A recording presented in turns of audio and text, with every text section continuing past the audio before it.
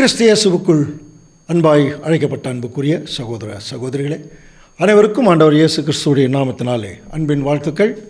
நம்முடைய கொரிந்தியருக்கு நிருபம் இந்த வாரம் 10ஆம் அதிகாரம் 12ஆம் வசனத்திலிருந்து நம்ம தொடர்ந்து சிந்திக்கலாம்.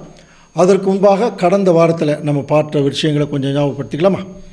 கடந்த வாரத்தில் கொரிந்து பட்டணத்து ஜனங்களுக்கு அப்போஸ்தலனாகிய பவுல் இஸ்ரேல் ஜனங்களுடைய வாழ்க்கையை ஒரு மேற்கோள் காட்டி ஒரு எச்சரிப்பு கொடுத்தார் இல்லையா? அவர்கள் வனாந்தரத்தில் வழி நடத்தி வந்தது, அவர்கள் இச்சித்தது, அதன் நிமித்தம் அவர்கள் தண்டனை வாங்கினது, இது எல்லாவற்றையும் குறித்து மிக சுருக்கமாக சொல்கிறார். அதில் முக்கியமாக பார்க்கும்போது அந்த எகிப்திலிருந்து வந்தவர்களில் அதிகமான பேர் கானான் தேசத்துக்குள்ளே போக முடியல. அவர்கள் வனாந்தரத்திலேயே அழிக்கப்பட்டார்கள். அவர்கள் இச்சித்தது போல பொல்லாங்கானவைகளை இச்சியாதபடிக்கு இவைகள் நமக்கு திருஷ்டாந்தங்களாக அதில் படிச்சிருக்கோம். அதில் 11ஆம் வசனம் நம்ம கடைசியாக பார்த்தோம் இல்லையா? இவைகள் எல்லாம் அவர்களுக்கு திருஷ்டாந்தங்களாக நடந்தது, உலகத்தின் முடிவு காலத்தில் நமக்கு இது எச்சரிப்பு உண்டாக்கும்படி எழுதப்பட்டிருக்கிறது அப்படின்னு பார்த்தோம். இந்த உலகத்தின் முடிவு காலங்கிறது இந்த யுகத்தினுடைய முடிவு நம்மளை பொறுத்த வரைக்கும் இல்லையா? சுவிசேஷ யுகத்தினுடைய முடிவு. இப்போ நம்ம இருக்கக்கூடிய காலம், இதில் நமக்கு தான் மிகப்பெரிய எச்சரிப்பு. காரணம் என்னன்னு சொல்லி கவனிச்சிங்கன்னா, இன்றைக்கி உலகத்தில் அறிவு பெருக்கம் இருக்குதோ இல்லையோ, ஆனால் சத்தியத்தில் அன்புக்குரிய சகோதர சகோதரருடைய அறிவு பெருக்கம் ரொம்ப ஜாஸ்தி ஆகிடுச்சு. நிறைய புஸ்தகங்கள் வந்துருச்சு, டிரான்ஸ்லேஷன்ஸ் வந்துருச்சு, நிறையா சபைகள் பெருகிருச்சு, நிறைய போதகர்கள் பெருகியாச்சு, அப்புறம் நிறைய விஷயம் தெரிந்து விட்டது என்கிற எண்ணமும் பெருகிடுச்சு. அப்படி நிறைய இடங்களில் பெருகும்போது இந்த மாதிரி வளர்ந்த நிலைமையில் இருக்கக்கூடிய சில சபைகளில் ஆகட்டும், அங்கே இருக்கக்கூடிய ஜனங்களாகட்டும், அதிகமான பேர் நினைக்கக்கூடிய ஒரு நினைப்பு என்ன அப்படிங்கிறது தான் இந்த அடுத்த வசனத்தில் நமக்கு அப்போஸ்தலனாகிய பவுல் சொல்கிறார். பாருங்கள், இப்படி இருக்க எப்படி ஆரம்பிக்கிறாருன்னா, இஸ்ரேல் ஜனங்களே இவ்வளோ தவறு பண்ணி அவர்கள் கானான் தேசத்துக்குள்ளே போக முடியல, வனாந்தரத்தில் பிறந்தவங்க தான் போக முடிஞ்சது. இதெல்லாம் சொல்லிவிட்டு இப்படி இருக்க தன்னை நிற்கிறேன் என்று எண்ணுகிறவன் விழாதபடிக்கு எச்சரிக்கையாக இருக்கிறவன். இது ஒரு சப்ஜெக்டாக கூட நம்ம பார்த்துருக்கோம். அப்புறம் பல சந்தர்ப்பங்களில் கன்க்ளூடிங் வசனமாக நம்ம இதை கவனிச்சிருக்கோம். ஆனால் இது கொரிந்து பட்டண ஜனங்களுக்கு என்கிற ஃபோக்கஸிங்கில் போகும்போது அதையும் பார்க்கணும், அப்படியே நமக்கும் அது பார்க்கணும். அப்போ அன்னைக்கு இருக்கிறவங்க சத்தியத்தில் ஒழுங்காக இல்லை, ஆனால் தங்களை ரொம்ப ரொம்ப ஸ்ட்ராங்காக நிற்கிறோம்னு சொல்லி நினைத்திருந்திருக்க கூடும். அதனால தான் அங்கே சொல்கிறார், இப்படி இருக்க தன்னை நிற்கிறேன் என்று எண்ணுகிறவன் விழாதபடிக்கு எச்சரிக்கையாக இருக்கிறான். அப்போது இன்றைக்கும் நிறைய பேர் அப்படிப்பட்ட ஒரு எண்ணம் இருக்கிறதுக்கு வாய்ப்பு இருக்குது அன்புக்குரிய சகோதர சகோதரி. நிறைய பேர் நாங்களாம் ட்ரூத்தில் பக்காவாக நின்றுருக்கோம், ரொம்ப ஸ்ட்ராங்காக இருக்கிறோம், ரொம்ப ஷார்ப்பாக நாங்கள் இருக்கிறோம் அப்படிங்கிற மாதிரி சிந்தனையில் இருக்கக்கூடியவர்கள் இருக்கிறாங்க. இது எப்படிப்பட்ட மனநிலைக்கு ஒப்பானது அப்படின்னா, ஆண்டவர் இயேசு கிறிஸ்து காலத்தில் வாழ்ந்தாங்க பாருங்கள், அந்த பரிசேயர்கள் சதுசேயர்கள் அவங்களுடைய மனநிலைக்கு ஒப்பானது. அவங்க நாங்கள் இல்லை எந்த தவறு செய்யலை, ஆனால் நாங்கள் எல்லா ஜனங்களையும் நியாயம் தீர்ப்போம் அப்படிங்கிற மாதிரி இருக்கிற ஒரு மனநிலைக்கு ஒப்பானது. அப்போ தேவனுடைய பிள்ளைகள் சரி, ஒரு உச்சக்கட்ட ஊழியக்காரர் நல்ல சத்தியத்தில் வளர்ந்து தேர்ந்தவர் இப்படி சொல்லாமா, நான் நிற்கிறேன் அப்படின்னு சொல்லாமா? அப்படின்னா அவர் கூட சொல்ல முடியாது. தேவன் நிற்க வைக்கிறாருன்னு சொல்லலாம். நான் நிற்கிறேன், தன்னை நிற்கிறேன் அப்படின்னு சொல்ல முடியாது. அப்போது அப்படி சொல்லிட்டா நம்ம மேலே நமக்கு நம்பிக்கை வந்துடும். நம்ம மேலே வரக்கூடிய நம்பிக்கையை பற்றி இங்கே பைபிளில் எங்கேயுமே இல்லை. தேவன் மேலே முற்றிலும் இருக்கக்கூடிய நம்பிக்கையை பற்றி தான் வேதம் பேசுது. அப்போது நாம் இன்றைக்கி நிற்கிறோம் அப்படின்னா ஒரு வசனம் நமக்கு தெரியும் இல்லையா? நான் நிற்பதும் நிர்மூலமாகாதிருப்பதும் தேவனுடைய ஒரு பெரிய கிருபையினால் நம்ம படிச்சிருக்கிறோம். அப்போது தேவனுடைய கிருபையில் நான் வைக்கிறார் அப்படின்னு சொல்லலாம் இல்லையா? நான் நிற்கிறேன்னு சொல்லியிருக்கூடாது. அப்படி சொல்லுகிறவர்கள் தான் என்ன பண்ணுறாங்கன்னா, சபையில் நிறைய ஜனங்களுக்கு தவறாக வழி நடத்தி இடரலுக்குள்ளாக கொண்டு போயிடுறாங்களாம். அதனால தான் பேதுரு இவர்களை குறித்து எழுதும்போது, அவர்கள் நீதியின் மார்க்கத்தை அறிந்த பின்பு தங்களுக்கு ஒப்புவிக்கப்பட்ட பரிசுத்த கற்பனை விட்டு விலகுவதை பார்க்கிலும் அது பேசாமல் அதை அறியாமல் இருந்தால் அவங்களுக்கு ரொம்ப நல்லா இருக்குங்கிறார். தேவனுடைய பிள்ளைகள் சத்தியத்துக்குள்ளே வந்ததுக்கப்புறம் அதற்கேற்ற வாழ்க்கை அதை லீட் பண்ணும். அதை லீட் பண்ணாமல் விட்டுட்டா இப்போ என்ன வந்துடும் அப்படின்னா, தாங்கள் நிற்கிறேன்னு வேணால் சொல்லலாம், ஆனால் பல பேருக்கு அவர்கள் என்ன செய்வாங்கன்னா இடரலாகிடுவோம். ஆனால் தேவனுடைய பிள்ளைகள் வந்து இதில் ரொம்ப ஜாக்கிரதையாக இருக்கணும். அப்படி நிற்க முடியுமா இந்த பூமியில்? இன்றைக்கி வரக்கூடிய பெரிய பெரிய சோதனைகள் எல்லாம் நிறைய பேர் அப்படி தான் ஃபீல் பண்ணுறாங்க. அன்புக்குரிய சகோதர சகோதரிகளை என்ன ஃபீல் பண்ணுறாங்க? ஐயோ முடியலைங்க, ரொம்ப கஷ்டமாக இருக்குது அப்படின்னு சொல்கிறாங்க. அப்போ அவர்களால் என்ன எங்களால் தாங்க முடியல அப்படிங்கிறாங்க. சில நேரத்தில் வந்து தவிர்க்க முடியாமல் தவறான குணலட்சணத்தை ஒரு சூழ்நிலையில் வெளிப்படுத்திடுறாங்க. ஸோ இதெல்லாம் ஏன் அப்படின்னா முடியல. என்ன முடியல? அந்த அளவுக்கு எங்களுக்கு கடுமையான சோதனை அப்படிங்கிற மாதிரி கொண்டு வந்துடுறாங்க. ஆனால் அப்படிப்பட்ட எண்ணம் உள்ளவர்களுக்கு இப்போ தேவன் பவுல் மூலமாக என்ன சொல்கிறார் பாருங்க. 1 கொரிந்தியர் 10:13 மனுஷருக்கு நேரிடுகிற சோதனையே அல்லாமல் வேறே சோதனை உங்களுக்கு நேரிடவில்லை. தேவன் உண்மையுள்ளவராய் இருக்கிறார். உங்கள் திராணிக்கு மேலாக நீங்கள் சோதிக்கப்படுவதற்கு அவர் இடம் கொடாமல் சோதனையை தாங்கத்தக்கதாக சோதனையோட கூட அதற்கு தப்பித்து கொள்ளும்படியான போக்கையும் உண்டாக்குவார். இது வந்து கொஞ்சம் நீண்ட வசனம், ஆனால் நமக்கு ரொம்ப ஆறுதலான ஒரு வசனம். அவர் என்ன சொல்லுவார்? மனுஷனுக்கு நேரிடுகிற சோதனை தான் உங்களுக்கும் வரும். நம்மளாம் மனுஷர் தானே. அப்போ அதுக்கு மேலே தேவன் நம்மளை சோதிக்க மாட்டாராம். கவனி, இப்போ நம்மளே ஒரு சின்ன குழந்தைக்கு எவ்வளோ ஒரு வெயிட்டு தூக்க முடியுமோ அவ்வளோ வெயிட்டு தான் கையில் கொடுப்போம். ஒரு பந்து கொடுப்போம், ஒரு பலூன் கொடுப்போம் இல்லைங்களா? அது கூட ஒரு பெரிய சைக்கிள் எடுத்து நீ இது தூக்குன்னு சொல்லுவோமா? அப்போ அதனால் அது தூக்க முடியாதுன்னு நமக்கே தெரியும். அப்போ தேவனுக்கு நல்லா தெரியும் நம்முடைய கெப்பாசிட்டி என்ன, நம்முடைய ஆவிக்குரிய வாழ்க்கையினுடைய ஸ்டாண்டர்டு, நம்முடைய விசுவாசத்தினுடைய அளவு எல்லாமே தேவனுக்கு தெரியும். அதற்கு தகுந்தபடி தான் தேவன் வந்து சோதிக்கிறார். அதனால தான் மனுஷனுக்கு நேரிடுகிற சோதனை இல்லாமல் வேறு சோதனை நமக்கு வர்றதில்லை. அதில் கூட ஒரு விஷயம் இருக்குது. தேவன் சோதிக்கிறது அதை எப்படி கண்டுபிடிக்கிறது, சாத்தான் சோதிக்கிறது எப்படி கண்டுபிடிக்கிறது, அதுக்கு ஒரு டெக்னாலஜியெல்லாம் நம்முடைய மூத்த சகோதரர்கள் சொன்னாங்க. தேவன் சோதிச்சார்னா நம்ம அடுத்த ஸ்டேஜுக்கு போயிடுவோம், ஒரு நிலைமையிலிருந்து அடுத்த ஸ்டேஜ். ஏன்னா தேவன் நம்முடைய பலத்தில் தான் சோதிப்பார், பலவீனத்தில் சோதிக்க மாட்டார். சாத்தான் எப்பொழுதுமே நம்முடைய பலவீனத்தில் தான் சோதிப்பான். நமக்கு என்ன பலவீனமோ அதில் ஒரு ஸ்டெப்பு பின்னாடி போயிடுவோம். அதுலேயே கண்டுபிடிச்சலாம் இது தேவன் கொண்டு கொடுத்த சோதனையா சாத்தான் கொடுத்த சோதனையா. இன்னொன்று, தேவன் அதிகமாக ஒரு சோதனை நமக்கு அனுமதிக்கிறார்னா அது நம்முடைய விசுவாசத்தின் அடிப்படையில் மாத்திரம்தான் இருக்கும். நம்மளை எந்த வகையிலையும் கீழே தள்ளுறது தேவனுடைய நோக்கமே அல்ல. அதனால தான் சொல்கிறார், மனுஷனுக்கு என்ன வருமோ அதுதான் உங்களுக்கு வரும். தேவன் உண்மை உள்ளவராக இருக்கிறார். ஏன் சொல்கிறார்னா அதுக்கு மேலே நிறைய வாக்குத்தத்தங்கள் கொடுத்துருக்கார். நான் உன்னை விட்டு விலகுவதும் இல்லை, உன்னை கைவிடுவதும் இல்லை. எத்தனை வாக்குத்தத்த வசனங்கள் நமக்கு தெரியும். அது நமக்கு மட்டும்தான் பொருந்தக்கூடிய வசனம். அதை முதல்ல நம்பணும். அப்படின்னா அந்த சோதனை வரும்போது எப்படி புரிஞ்சுக்கணும்னா பாருங்கள், அவரே சொல்கிறார், உங்கள் திராணிக்கு மேலாக நீங்கள் சோதிக்கப்படுவதற்கு தேவன் என்றைக்குமே இடம் கொடுக்கறதில்லை. அப்படி ஒரு வேளை வந்துச்சுன்னா அதற்கு தப்பித்து கொள்ளும்படியான போக்கையும் உண்டு பண்ணுவார். அந்த போக்குங்கிற இதெல்லாம் அவருடைய பர்சனல் லைஃப்பில் நிறைய பேர் உணர்ந்திருக்கிறார்கள். நீங்களும் உணர்ந்திருப்பீங்க அன்புக்குரிய சகோதர சகோதரர், நல்லா உணர்ந்திருப்போம் நம்ம. இதுக்கெல்லாம் அல்டிமேட்டாக ஒரு வசனம் தேவனே சொல்லிட்டார். ரோமர் 8:28 அன்றியும் அவருடைய தீர்மானத்தின்படி அழைக்கப்பட்டவர்களாய் தேவனிடத்தில் அன்பு கூறுகிறவர்களுக்கு சகலமும் நன்மைக்கு ஏதுவாக நடக்கிறது என்று நல்லா புரிஞ்சது இல்லையா? சகலமும் நன்மைக்கு ஏதுவாக. அந்த சகலத்தில் பார்த்தீங்கன்னா நன்மையும் இருக்கும், சிலது தீமைக்கும். நன்மையாக நடக்கும்னு சொல்ல, நன்மைக்கு ஏதுவாக. அது நம்ம வாழ்க்கையில் சில சோகங்கள், சில அவமானங்கள், சில கஷ்டங்கள், சில துன்புறுத்துதல்கள், சில புறங்கூறுதல் எது வேணால் வரட்டுமே, அது நமக்கு தாங்கிற மாதிரி தான் தேவன் வந்து அனுமதிப்பாரான். அதுக்கு மேலே நம்ம அனுமதிக்கிறது இல்லை. சில நேரத்தில் நம்ம தாங்க முடியலன்னு சொல்கிற முடியாது, நம்முடைய சுயநலம் அப்படி சொல்ல வைக்குது. நம்மளால் முடியுங்கிறனால தான் தேவன் அந்த சோதனைக்குள் நம்மளை கொண்டு போகிறார். அன்புக்குரிய சகோதர சகோதரி, ஒரு சின்ன உதாரணம் சொல்கிறது உண்டு. சும்மா உட்காந்துருக்கிற ஒருத்தர் போய் ஒரு கடைக்கு போயிட்டு வாங்க அப்படின்னா எனக்கு ரொம்ப சோம்பேறித்தனமாக இருக்குன்னு உட்காந்துருவாங்க, நடக்க முடியலம்பாங்க.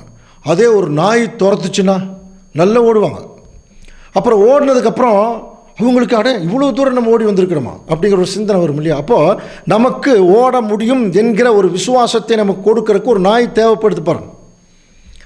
தேவன் அப்படி செய்கிறதில்ல, முன்னாடியே சொல்லிட்டார். சோதனை வருவதற்கு முன்னாடியே சொல்கிறார், உங்களுக்கு ஒரு சோதனை வருதா, உங்களால் தாங்க முடிகிற அளவுக்கு தான் நான் கொடுப்பேன். ஆனால் நீ சில நேரத்தில் நம்முடைய சுயநலம் நம்மளை வந்து அப்படி சொல்ல வைக்குதான், ஐயோ என்னால் தாங்க முடியல அப்படின்னு சொல்ல வைக்குதான். அப்போ அந்த மாதிரி இருக்கிறவர்கள் தேவனுடைய ஒரு வழிநடத்துதலை அனுபவிக்க முடியாது, அவருடைய கைடன்ஸ் வந்து அனுபவிக்க முடியாது. ஒரு சின்ன உதாரணம் நம்ம பார்க்கலாம். பழைய ஏற்பாட்டு காலத்தில் அந்த சோதனையிலிருந்து தப்பித்து கொள்ளக்கூடிய போக்கை மாம்ச இஸ்ரேல் ஜனங்களுக்கே தேவன் செய்து காமிச்சிருக்கார். நமக்கு தெரியும் இல்லையா, செங்கடல் பிரிஞ்சது இல்லையா, முன்னாடி செங்கடல், பின்னாடி பார்வோனுடைய இராணுவம், நடுவில் மாட்டிட்டாங்க இஸ்ரேல் ஜனங்கள். முன்னாடி போனாலும் மரணம், பின்னாடி போனாலும் மரணம். புலம்புறாங்க இல்லைங்களா, பயங்கரமாக புலம்புறாங்க. அப்போ மோசே சொல்கிறார், அமைதியாக இருங்க, தேவன் என்ன செய்கிறார் மட்டும் பாருங்கள், உன் கையில் இருக்கிறது என்ன அதை நீட்டு. இதெல்லாம் நம்ம படிச்சிருக்கிறோம் அன்புக்குரிய சகோதர சகோதரி. அப்போது அதாவது எந்த விதமான மூகாந்திரமும் இல்லாமல் திடீரென்று ஒரு வழி திறக்குதா. இதைத்தான் உலகத்தில் சொல்கிறாங்க நிறைய பேர், ஒரு வழி அடைச்சா 4 வழி திறக்கும், ஒரு வழி அடைச்சா இன்னொரு வழி திறக்கும். இது உலகத்தார் சொல்லக்கூட பேச்சு வழக்கு. இது நமக்கு பொறுத்த வரைக்கும் இது பேச்சு வழக்கு இல்லை, தேவன் நமக்கு கொடுக்கக்கூடிய வாக்கு தத்தம். உனக்கு தகுதிக்கு மேலே நான் சோதனை பண்ண மாட்டேன் அப்படின்னா, இஸ்ரேல் ஜனங்கள் பார்த்தீங்கன்னா அப்படி தேவன் வழிநடத்தியும் அவங்க விசுவாசிக்காமல் அவங்க எங்கே போனாங்க, மறுபடியும் விக்கிரக ஆராதனைக்கு போனாங்க இல்லையா. அதே மாதிரி தான் சில நேரங்களில் கொரிந்து பட்டணத்து ஜனங்களும் இருக்கிறனால தான் அடுத்த வசனம், ஆகையால் எனக்கு பிரியமானவர்களே விக்கிரக ஆராதனைக்கு விலகி ஓடுங்கள் அப்படின்னார். ஸோ இவர்கள் பாருங்கள், எக்ஸாக்டாக இஸ்ரேல் ஜனங்க மாதிரியே பண்ணிட்டு இருந்திருக்கிறாங்கன்னு பார்த்துக்கலாம். அதனால தான் இஸ்ரேல் ஜனங்களை அவங்களுக்கு ஒரு உதாரணமாக சொல்கிறார். பட் அதே சமயத்தில் நாம் எப்படிப்பட்ட ஒரு அழைப்புக்குள்ளே வந்திருக்கிறோங்கிறத கொரிந்து பட்டணத்து ஜனங்களுக்கு மாத்திரமல்ல நமக்கு சேர்ந்து தான் சொல்கிறார். அதை எப்படி சொல்ல வர்றார் அப்படின்னு சொல்லி கவனிக்கும்போது பாருங்கள், 1 கொரிந்தியர் 10ஆம் அதிகாரம் 15ஆம் வசனம், உங்களை புத்திமான்கள் என்று எண்ணி பேசுகிறேன், நான் சொல்லுகிறதை நீங்களே நிதானித்து பாருங்கள். இது ரொம்ப ப்ராக்டிக்கலாக பேசுகிறார் அன்புக்குரிய சகோதர சகோதரர். அதாவது நீங்கள்லாம் ரொம்ப புத்திசாலிங்க. அதாவது நான் இப்போ என்ன ஒரு விஷயம் சொல்கிறேன், கொஞ்சம் திங்க் பண்ணி பாருங்கிறார். உங்களை புத்திமான்கள் என்று எண்ணி பேசுகிறேன், நீங்கள்லாம் ரொம்ப புத்திசாலிங்க, நான் சொல்கிறத மட்டும் கொஞ்சம் திங்க் பண்ணுங்கள். ஆனால் சொல்லக்கூடிய வார்த்தைகளும் வசனங்களும் ரொம்ப எக்ஸ்ட்ரீமான ஒரு ஸ்டாண்டர்டு. இது சாதாரண ஜனங்கள் புரிந்து கொள்ள முடியாது. ஒரு லெவலுக்கு மேல் இருக்கணும் தேவனுடைய பிள்ளைகள், விசுவாசத்திலும் பக்குவத்திலும். அவங்க மட்டும்தான் இந்த வசனத்தை புரிஞ்சுக்க முடியும். எப்படி சொல்கிறார் பாருங்கள், கொரிந்து பட்டணத்து ஜனங்கள் நம்ம எல்லாருமே எப்படி எடுத்துக்கலாம், நாம் அப்படின்னு ஆரம்பிக்கிறான். நாம் ஆசீர்வதிக்கிற ஆசீர்வாதத்தின் பாத்திரம் கிறிஸ்துவுடைய இரத்தத்தில் ஐக்கியமாக இருக்கிறதல்லவா. நாம் பிற்கிற அப்பம் கிறிஸ்துவுடைய சரீரத்தின் ஐக்கியமாக இருக்கிறதல்லவா. இதை மறுபடியும் ரிவர்ஸில் படித்தா இன்னும் கொஞ்சம் விளங்குறமாக இருக்கும். நாம் பிற்கக்கூடிய அப்பம், எப்போ அந்த அப்பத்தை பிற்கிறோம், விசேஷமாக மெமோரியல் டே, நம்முடைய ஆண்டவர் இயேசு கிறிஸ்துடைய மரணத்தின் நினைவு கூறுதலின் நாளில். இந்த வசனங்கள் எல்லாம் அடிக்கடி நம்ம அதை அந்த டைமில் தியானிப்போம்.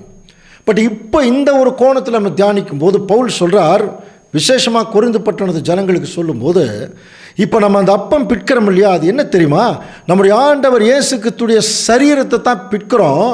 பிட்டு நமக்கு ஒவ்வொன்றும் அந்த சரீரம், அதை நம்ம சாப்பிடும்போது அவருடைய சரீரம் நம்முடைய சரீரத்துக்குள்ளே போகும்போது நம்ம சரீரம் ரெண்டுமே ஒன்றாயிடுச்சு தெரியுமா அப்படிங்கிறார். அப்போது ஒரு அப்பத்தை பிற்கிற மாதிரி ஒரு மாம்சத்தை கிழிக்கும் போது ரத்தம் வெளியே வருது இல்லையா, அந்த மாதிரி தான் நாம் ஆசீர்வாதத்திருக்கிற ஆசீர்வாதத்தின் பாத்திரம் கிறிஸ்துவின் இரத்தத்திலே ஐக்கியமாக இருக்கிறது அல்லவா, இரத்தத்தில் ஐக்கியமாக இருக்கிறது அல்லவா. அப்படின்னா புரியுதுங்களா, நம்ம செய்யக்கூடிய தியாகங்கள் இயேசு கிறிஸ்துடைய தியாகங்களோடு எப்படி இருக்கணுமா, ஐக்கியமாக இருக்கணும். இன்னும் வேறு மாதிரி சொல்லணும்னா, இயேசு கிறிஸ்து செய்த மாதிரி தியாகத்தை நீங்கள் செய்யணும். அதுக்கு தான் நம்ம கிறிஸ்துவுடைய சரீர அங்கமாக நம்ம வந்திருக்கிறோம். புரியுதுங்களா? அதனால தான் என்ன சொல்கிறார், நாம் எல்லாரும் அந்த ஒரே அப்பத்தில் நம்ம எல்லாரும் பங்கு பெறுகிறபடியால் நம்ம எல்லாரும் ஒரே அப்பமும் ஒரே சரீரமாக இருக்கிறோம். we are all joined with Christ. இயேசு கிறிஸ்துவோட நம்ம ஜாயின் ஆயிட்டோமா. கவனிங்க, அப்படின்னா இப்போ நாம் வேற, கிறிஸ்து வேற இல்லை. இதை நெகட்டிவாக சொன்னா தான் நமக்கு புரியும். அப்படின்னா அன்புக்குரிய சகோதர சகோதரி, ஒருவேளை நாம் ஏதாவது ஒரு மிஸ்டேக் பண்ணிட்டோம் அப்படின்னா அது யார் பண்ணின மாதிரி ஆகிடும், யார் பண்ண மாதிரி ஆகிடும், அது இயேசு கிறிஸ்து பண்ண மாதிரி ஆகிடும். அப்போது இயேசு கிறிஸ்து மிஸ்டேக் பண்ணிட்டார். இப்போ நம்ம ஒரு பாவம் பண்ணிட்டோம்னா அது யார் பண்ணிட்டார், கிறிஸ்து பண்ணிட்டார். ஏன்னா நாமளும் கிறிஸ்துவும் வேற இல்லை. இந்த கான்ஷியஸ் நமக்குள்ளே ஒர்க் பண்ணும். இதுக்கு தாங்க நல் மனசாட்சியின் உடன்படிக்கை சொல்கிறோமா இல்லையா? நல் மனசாட்சியின் உடன்படிக்கை.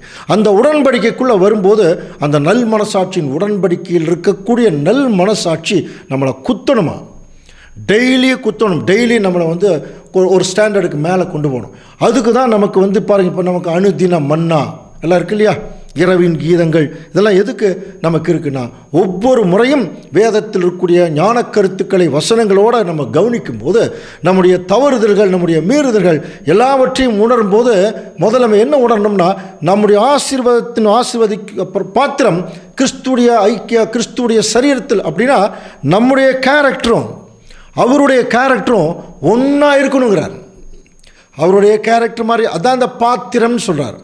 அப்போ நம்முடைய கேரக்டர் கிறிஸ்துடைய கேரக்டரோட ஐக்கியம் ஆயிடுச்சுன்னு உங்களுக்கு தெரியலையா?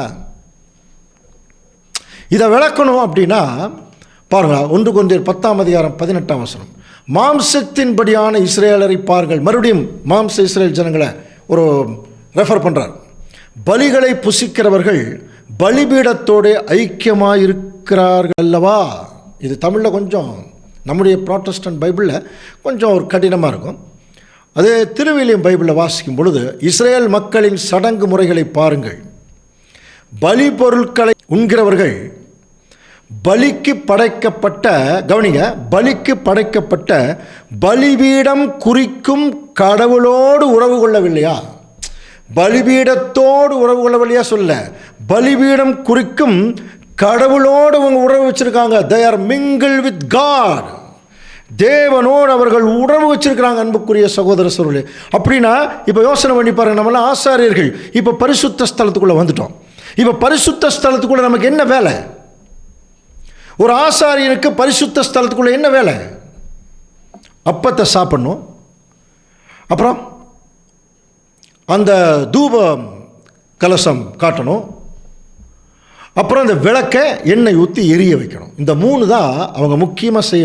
அங்கே போய் நின்றுட்டு, பரிசுத்த ஸ்தலத்துக்குள்ளே போய் நின்றுட்டு, உங்களுக்கு தெரியுமா, அவர் பற்றி தெரியுங்களா, இவர் இப்படி பண்ணிட்டார், அவர் அப்படி பண்ணிட்டார் என்று சொல்லி மற்றவர்களை புறங்கூறுவதும், அல்லது நாம் போய் அங்கே ஏதாவது தப்பு பண்ணுற எண்ணம் வருமானு திங்க் பண்ணி பாருங்கள். ஒரு பரிசுத்த ஸ்தலத்துக்குள்ளே போகக்கூடிய ஒரு ஆசாரியன் அல்லது பிரதான ஆசாரியனுடைய வேலையே அது. அங்கே அவங்க செய்ய வேண்டிய முக்கியமான 3 வேலைகள் தான் இல்லையா? தூபம் காட்டுறது, எண்ணெய் ஊற்றி விளக்கை எரிய வைக்கிறது, அந்த அப்பத்தை சாப்பிட்றது, மாற்றுறது, இதுதான். அப்போ நமக்கு தெரியும் பரிசுத்த ஸ்தலத்துடைய இருக்கிற நம்மளாம் எதுக்குள்ளே வந்துட்டோம்? 2ஆம் திரைக்குள்ளே வந்து பரிசுத்த ஸ்தலத்துக்குள்ளே வந்துட்டோம். அப்போ நம்ம தேவனுக்கு ஜீவபலியாக ஒப்பு கொடுக்குறது, அதுதான் தூபம் காட்டுறது. நம்முடைய வாழ்க்கையை மற்றவர்களுக்கு விளக்காக காட்டுறது, அதுதான் விளக்கு. இன்னொன்று வேத வசனங்களை மாத்திரம் உட்கொள்கிறது. இந்த 3 தவிர அங்கே ஆசாரியர்களுக்கு எந்த எண்ணமும், அங்கே போய் கொலை பண்ணணும், கவனிங்க, அங்கே போய் வந்து விபச்சாரம் பண்ணணும், அங்கே போய் இன்னொருத்தர் பொருளை எடுக்கணும், அங்கே போய் இன்னொருத்தருக்கு விரோதமாக பேசணும், இன்னொருத்தருக்கு ஜானஸ்டான் கொடுக்கறத பற்றி சொல்கிறதோ அல்லது ஒரு ஜட்ஜ்மெண்ட் கொடுக்கறத பற்றி அங்கே பேசவே முடியாது. அவங்களுக்கு என்ன வேலையோ அதுதான். ஒரு வேலை யாரோ ஒருத்தர் மாறி பேசினாங்கன்னா பிரதான ஆசிரியர் என்ன சொல்வார்? இங்கே வந்திருக்க உனக்கு என்ன வேலை? இதுதாங்க தேவனோடு ஐக்கியமாக இருக்கிறது. அப்போது தேவனோடு ஐக்கியமாக இருக்கிறவர்கள் எதில் ஐக்கியமாக இருப்பாங்கன்னு வேணும் இல்லையா? இப்போது தேவன் ஆவியாக இருக்கிறார், இப்போ நம்ம மாம்சத்தில் இருக்கிறோம். அப்போ மாம்சத்தில் இருக்கிறவர்கள் ஆவியாக இருக்கிற அந்த ஒரு ஸ்பிசிக்கலான ஒரு ஐக்கியத்துக்குள்ளெல்லாம் போக முடியாது. ஆனால் எதில் போகலாம்? மைண்டு, இருதயம், சிந்தனை. அப்போ தேவனுடைய சிந்தனை இல்லையா, அதுக்கு அளவில்லை, அது ஒரு உருவம் இல்லாத ஒன்று. நம்முடைய சிந்தனை கூட அப்படித்தான். அப்போ நம்ம சிந்தனைகளின் மூலம், விசுவாசத்தின் மூலம், தேவனுடைய கற்பனை கட்டளைகளை மனதில் இருத்துவதன் மூலம் இப்போ அவரோடு என்ன செய்யலாம்? நம்ம தொடர்பு கொண்டே இருக்கலாம். கடைசியாக அன்புக்குரிய சகோதரிகளே, தொடர்பு தேவனோட நம்ம தொடர்பு வைத்திருக்கிறோம்னா கட்டாயமாக தேவனுடைய ஒரு கேரக்டர் நமக்குள்ளே இருக்கும். கவனிக்கிறீங்களா? இதையத்தான் கொரிந்து பட்டணத்து ஜனங்களுக்கு அங்கே பவுல் சொல்ல விரும்புகிறார். கவனிக்கலாம். அப்போ 1 கொரிந்தியர் 10:19 இப்படி இருக்க விக்கிரகம் ஒரு பொருள் என்றும் விக்கிரகத்துக்கு படைக்கப்பட்டது ஒரு பொருள் என்றும் நான் சொல்லுகிறேனோ. எனக்கு இதை பற்றி நான் மைண்டே பண்ணல.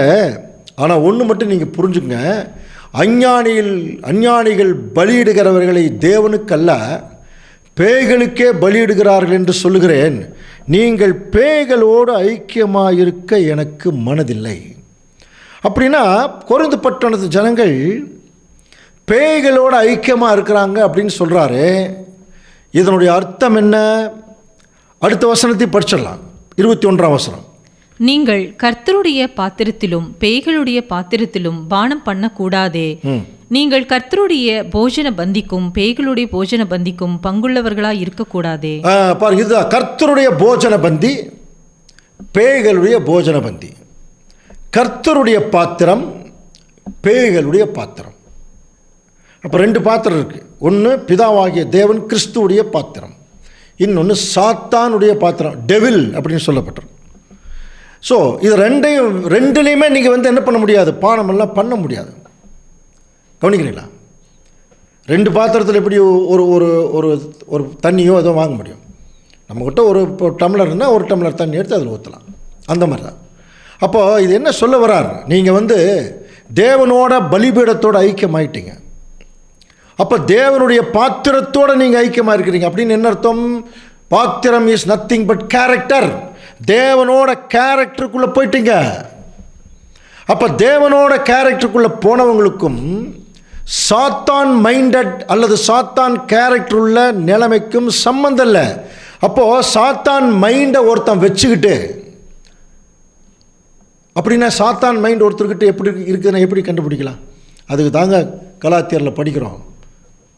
எங்கிருந்து ஆரம்பிக்கிறார்? விபச்சாரம், வேசித்தனம், அசுத்தம், காம விகாரம், கொலைகள், வைராக்கியங்கள், கோபங்கள், சண்டைகள், பிரிவினைகள், மார்க்க பேதங்கள் படிக்கிறோம் இல்லையா?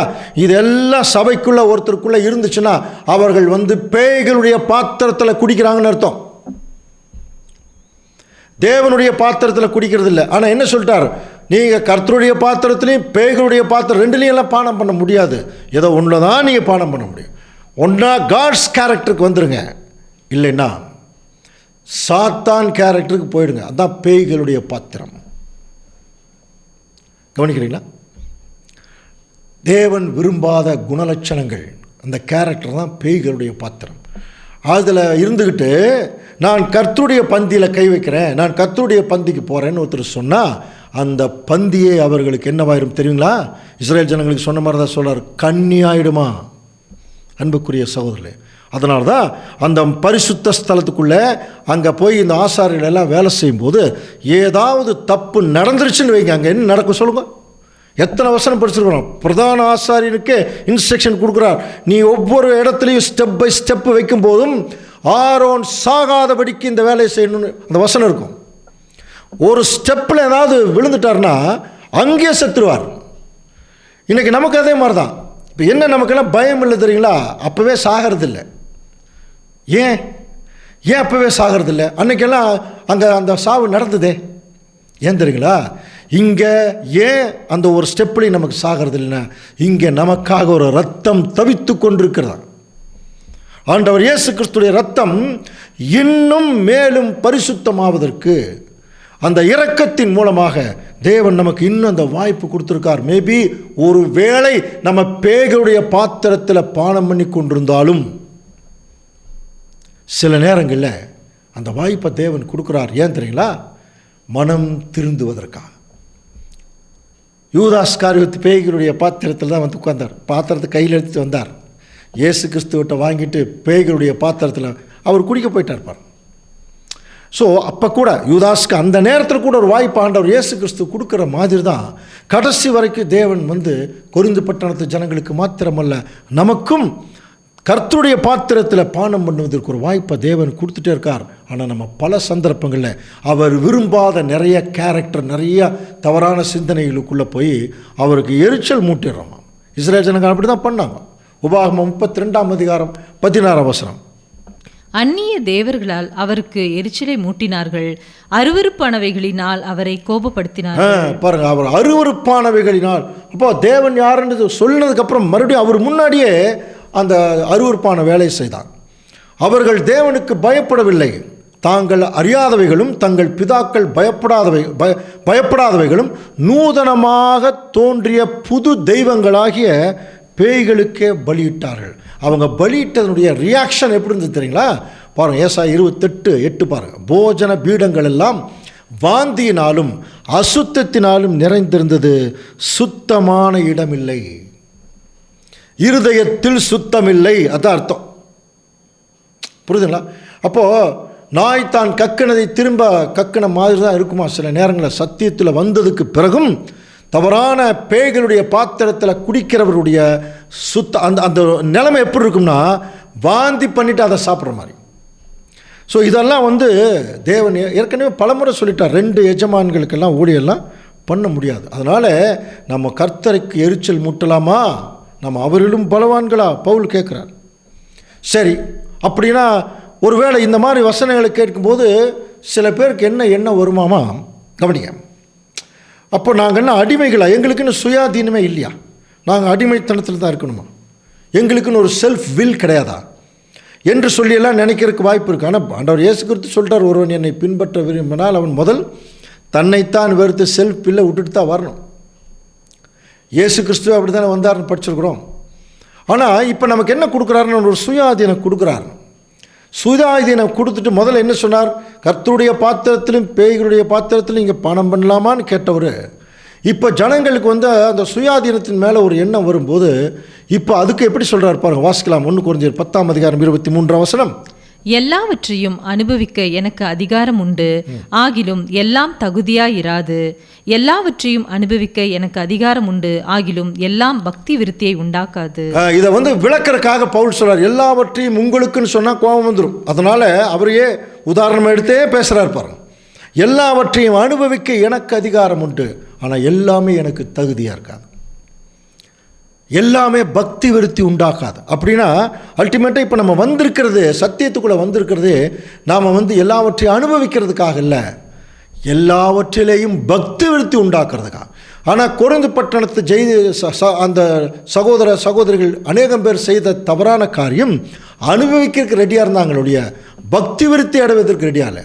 அவங்களுக்கு தான் சொல்கிறார், நீ எல்லாவற்றையும் அனுபவிக்கிறதுக்கு உங்களுக்கு அதிகாரம் இருக்குது, ஆனால் பக்தி விருத்தி இருக்கான்னு பாருங்கள். ஏன்னா ஒவ்வொருவனும் தன் சுய பிரயோஜனத்தை தேடாமல் பிறனுடைய பிரயோஜனத்தையே தேடக்கடவன். இது தேவனுடைய அல்டிமேட்டான குணலட்சணங்களில் ஒரு முக்கியமான ஒரு குணலட்சணம், மற்றவர்களினுடைய வாழ்க்கையில் அக்கறை செலுத்துவது, சுய பிரயோஜனத்தை தேடாமல் பிறருடைய பிரயோஜனத்தை தேடுவது. ஆனால் இங்கே என்ன சொல்கிறாருன்னா, you are permitted to do sin. நீங்கள் பாவம் செய்வதற்கு உங்களுக்கு சகலவிதமான அனுமதியும் கொடுக்கப்பட்டிருக்கிறது. ஆனால் நீங்கள் செய்யலாமா? நீங்கள் கர்த்தருடைய பாத்திரத்திலே பானம் பண்ணக்கூடியவர்கள், அவருடைய கேரக்டரோடு ஒன்றி இருக்கக்கூடியவர்கள், அவருடைய சரீரத்திலும் அவருடைய இரத்தத்திலும் அவருடைய தியாகத்திலும் அங்கம் வகிக்கிறவர்கள். அப்படி இருக்கிறவங்க எப்போதுமே சுயநலம் பார்க்கவே மாட்டாங்க. மற்றவர்களுக்காகத்தான் கூடிய வாழ்க்கை. சில பேர் சொல்லுவாங்க இல்லையா, பாருங்கள், என்னை ஒரு உதாரணமாக எடுத்துகிட்டு பேசுகிறாங்க, இவங்களுக்காகவே நான் என் கோபத்தை நான் குறைச்சிக்கிறேன், சபை மக்களுக்காகவே அல்ல இந்த ஜனங்களுக்காகவே நான் என்னை நான் மாற்றிக்கிட்டேங்க சொல்கிறாங்க இல்லையா. என்னை நான் மாற்றிக்கொள்வதுக்கு பேர் தாங்க சத்தியம்.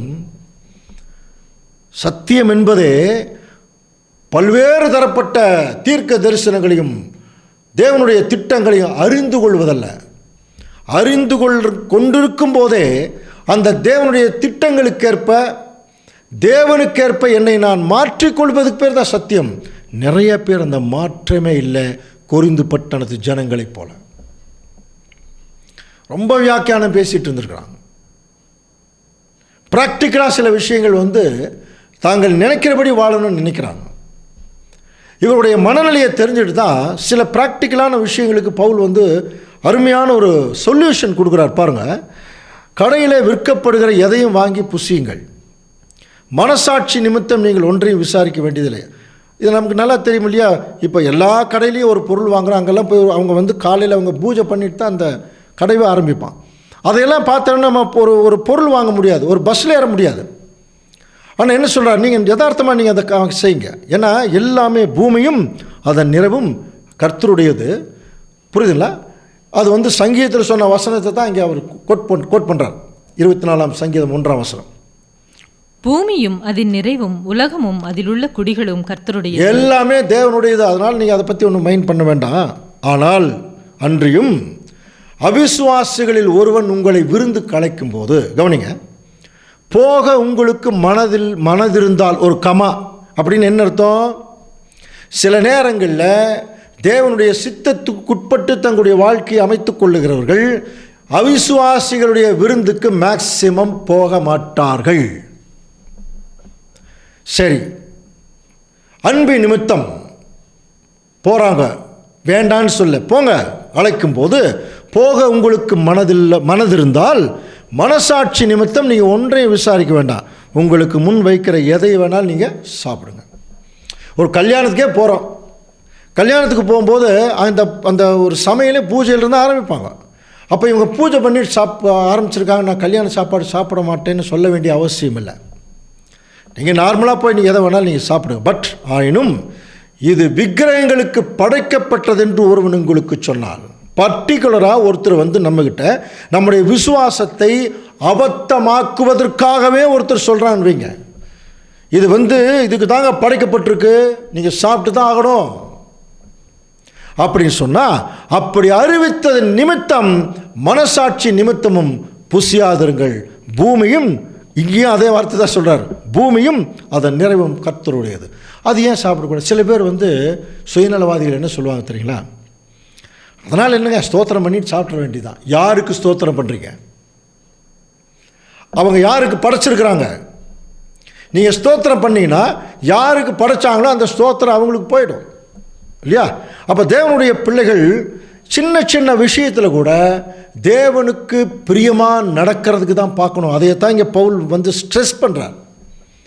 சின்ன சின்ன விஷயத்தில் கூட இப்போ நம்ம வேதமானவர்களாக இப்போ நம்ம இருக்கோம். மேக்சிமம் சத்தியத்தில் பழகினவங்க ரொம்ப பெரிய அளவில் ஃபங்க்ஷனுக்கெல்லாம் போக மாட்டாங்க, ஏதோ ஒரு சில முக்கியமானது தவிர. அப்படியே போனால் கூட பட்டும் படாமல் தொட்டும் தொடாமல் இருப்பாங்க. சில பேர் உள்ளே போய் மிங்கிள் ஆயிடுவாங்க. அவங்க வந்து மனவாட்டிக்காக வரவங்க எல்லாம் அவங்க திரள் கூட்டத்தை விட மோசமானவங்க. பட்டும் படாமல் அப்படியே இருப்பாங்க. ஆனால் உதவி செய்வார்கள், நன்மை செய்வாங்க, உலகப்பிரகாரமாக ஏதாவது வேலைகள் இருந்தால் செய்து கொடுப்பாங்க. ஆனால் சத்தியத்து நிமித்தம் ஏதாவது ஒரு ஃபார்மாலிட்டி இருந்தது அப்படின்னா அதை அவர்கள் செய்ய மாட்டாங்க, அமைதியாக தனியாக வந்துடுவாங்க. ஆனால் சில நேரங்களில் நம்ம சத்தியத்தில் இருக்கிறோம்னு தெரிஞ்சுக்கிட்டே சில பேர் தேவனுக்கு பிரியமில்லாத விஷயத்தை தூண்டுறதுக்காகவே நம்மை எல்லார் முன்னாடி, சில நேரத்தில் எல்லாருக்கும் பயந்துக்குவோம் இல்லையா, எல்லார் முன்னாலேயும் என்ன பண்ணுவாங்கன்னா சில தேவனுடைய பிரியமில்லாத காரியத்தை செய்யறதுக்கு தூண்டுவாங்க. அந்த டைமில் நிறைய பேர் ஏமாந்துருவாங்க. அந்த இடத்துல தான் இவர்கள் இந்த சத்தியத்தில் நம்மளை வந்து இருக்கிறாங்கன்னு தெரிஞ்சுட்டே நம்மளை விளக்கிறதுக்காக இப்படி சொல்கிறாங்கன்னு தெரிஞ்சிட்டுனா அதன் நிமித்தமே நம்ம தேவனுக்கு பிரியமாக அங்கே நடக்கணும். அங்கே ஒரு வைராக்கியத்தை நம்ம காட்டணும். ஏன்னா பூமியெல்லாம் கர்த்தருடையது. ஆனால் ஒரு விஷயம் நல்லா புரிஞ்சுங்கிறார், உன்னுடைய மனசாட்சியை குறித்து நான் இப்படி சொல்லாமல் மற்றொருவனுடைய மனசாட்சியை குறித்தே சொல்லுகிறேன். என் சுயாதீனம் மற்றவருடைய மனசாட்சியினாலே குற்றமாய் எண்ணப்பட வேண்டியது என்ன? இதில் ரொம்ப ஜாக்கிரதையாக நம்ம அணுக வேண்டியது, நம்ம வைராக்கியம் பாராட்டணும், அந்த வைராக்கியம் தேவனுக்கு பிரியமாக இருக்கணும். சில நேரத்தில் தவறான வைராக்கியம் பாராட்டிட்டோம்னா அந்த தவறான வைராக்கியமே மற்றவர்கள் வந்து தவறாக நினைக்க தூண்டிடுமா. நம்முடைய பக்தி விருத்தியை அதை மேம்படுத்தாது, அது மற்றவர்கள் தவறாக நினைக்க தூண்டிடும். அதனால் ரொம்ப ஜாக்கிரதையாக இதை ஹேண்டில் பண்ணுங்கிறார்.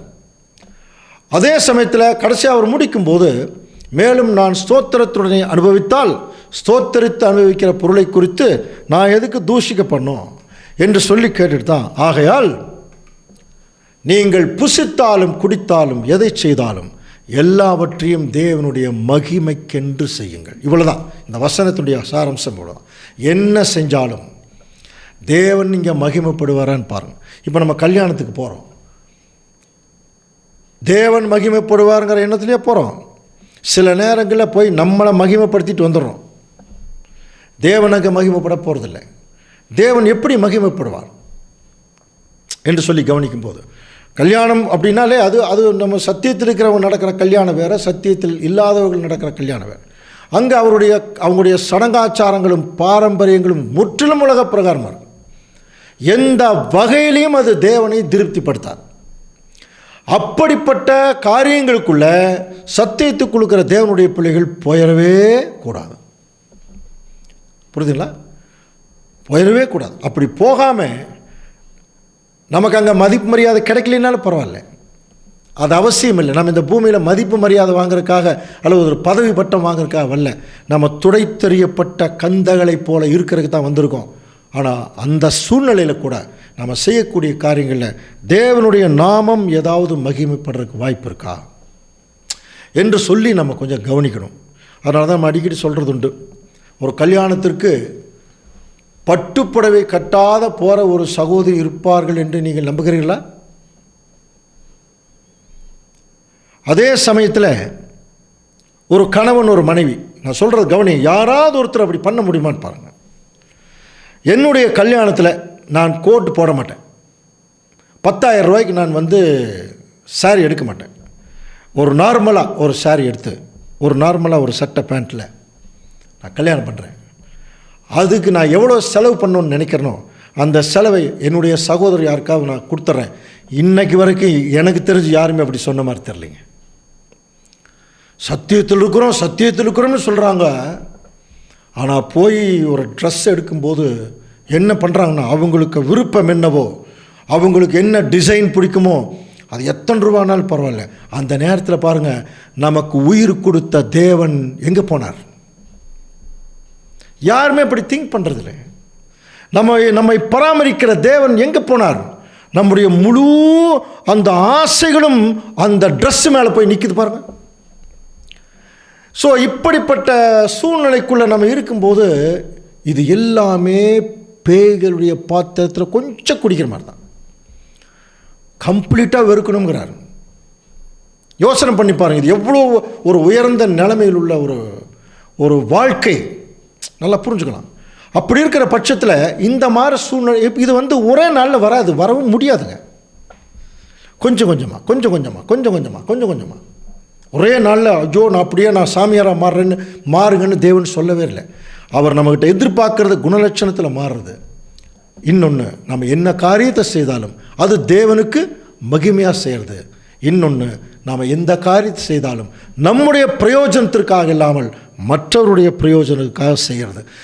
இந்த காரியத்தை கொரிந்து பட்டணத்து ஜனங்கள் இதனுடைய சாரம்சமே தெரியாமல் இருந்தாங்க. தீமோத்தேயுக்கு பவுல் எழுதுகிறார் பாருங்க, 1 தீமோத்தேயு 6:17 வாசிக்கலாம். இவ்வுலகத்திலே ஐஸ்வர்யம் உள்ளவர்கள் இருமாப்பான சிந்தனை உள்ளவர்களாய் இராமலும். அப்போ கொஞ்சம் பேர் ஐஸ்வர்யவான்களாகவும் இருப்பாங்களாம். அப்போ அவர்கள் நான் ஐஸ்வர்யம் உள்ளவன் அப்படின்னு இருவாப்பு இருக்கக்கூடாது.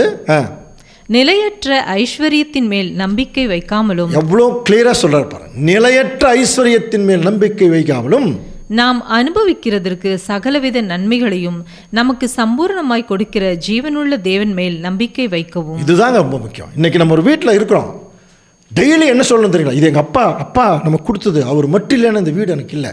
நான் ஒரு வாகனம் பயன்படுத்துகிறேன், அந்த வாகனம் எனக்கு தேவன் கொடுத்தது, அது அவருக்கு இல்லைன்னா நான் எனக்கு ஒன்றும் இல்லை. ஒரு சபை இருக்குது, அந்த சபை எனக்கு தேவன் கொடுத்தது, எல்லாமே எனக்கு அப்பா கொடுத்தது. அப்பா மட்டும் கொடுக்கலன்னா இல்லை. அப்போது கொடுத்த பொருள்கள் மேலே நம்பிக்கை வைக்காமல் கொடுத்தவர் மேலே நம்பிக்கை வைக்கிற வாழ்க்கை, இந்த வாழ்க்கை இங்கே அந்த கொரிந்து பட்டணத்து ஜனங்களுக்கு இல்லை. அதனால் அவங்க யாருக்கெல்லாம் இடரெல்லாம் இருந்திருக்காங்க பாருங்கள். நான் என் சுய பிரயோஜனத்தை தேடாமல் அநேகருடைய பிரயோஜனத்தை தேடி அவர்கள் ரட்சிக்கப்படும்படிக்கு எவ்விதத்திலும் எல்லாருக்கும் பிரியமாய் நடக்கிறது போல பவுல் சொல்கிறார். நான் என் சுய பிரயோஜனத்தை தேடாமல் அநேகருடைய பிரயோஜனத்தை தேடி எவ்விதத்திலும் மற்றவர்களுக்கு நான் என்ன செய்கிறேன், நடக்கிறது போல நீங்களும் யூதருக்கும் கிரேக்கருக்கும் தேவனுடைய சபைக்கும் எப்படி இருங்க, இடரலற்றவர்களாயிருங்கள். அப்படின்னா அவங்க எப்படி இருந்திருக்காங்க? யூதருக்கும் கிரேக்கருக்கும் சபைக்குமே ஒரு சிலர் இடரலாக உண்டு பண்ணி இருந்திருக்காங்க.